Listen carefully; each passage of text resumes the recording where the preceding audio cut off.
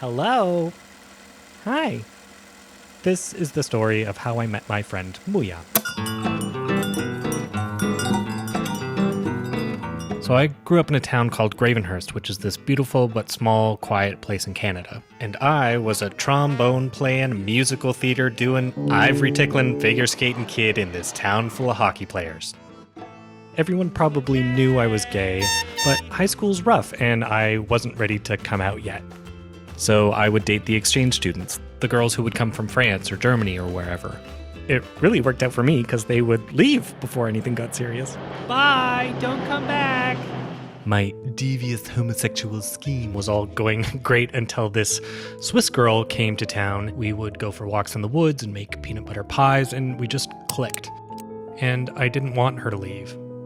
But she turned the tables on me, and she invited me to come live with her and her family in Switzerland for a semester. And so I went.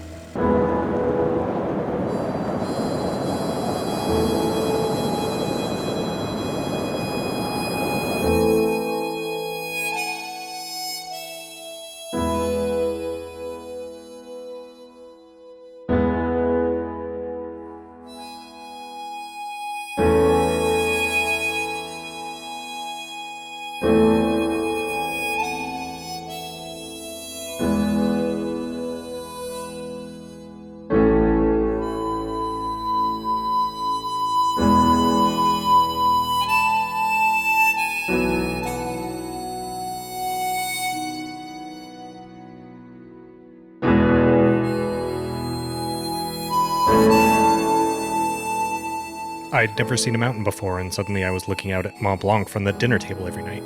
I ate liver for the first time, and I did this, and I saw that, and I went here and here and here. I learned that there are palm trees in Switzerland, and that my favorite French word is cicatrice. And the world opened up, and suddenly I was allowed to walk out and get on a train and go to Milan for the day to see The Last Supper. And my host family was just like, well, be back by fondue o'clock, please. And through it all, I was living with this girl, and I can't define our relationship, but we did kiss, and one time I touched her boobs.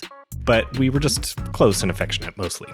We went to see this Frida Kahlo exhibit, and in Spanish, muy means very, and I would start calling her Muya, and she started calling me Muyo, because she was very everything to me, and I was very everything to her. Near the end of the semester, we went to Paris, and we went on this walk from the Louvre to the Arc de Triomphe.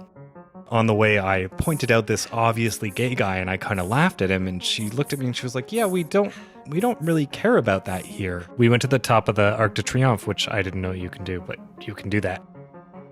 We saw this rainbow come out over the Sacré-Cœur, and I just came out to her. And she was like, yeah, I kind of figured. And that was it. It was just the most European thing. It was just like, okay, moving on. Not to be a bummer, but I grew up during the AIDS crisis, and I thought that having sex with men would kill me, and I thought that my love was bad, and I thought that coming out would hurt everybody I knew and disappoint them, and to have this be such a non-issue was the exact right thing that I needed. And then we went to her rich grandma's place and ate rabbit pate and just went about our day.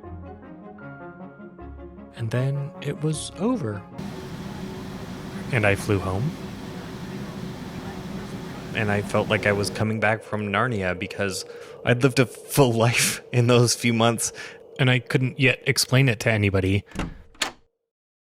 But the next person I came out to was a boy at my high school who wasn't an exchange student, and he also came out to me, and then we kissed, and then I touched his boobs, and I started to be able to be myself because of Muya.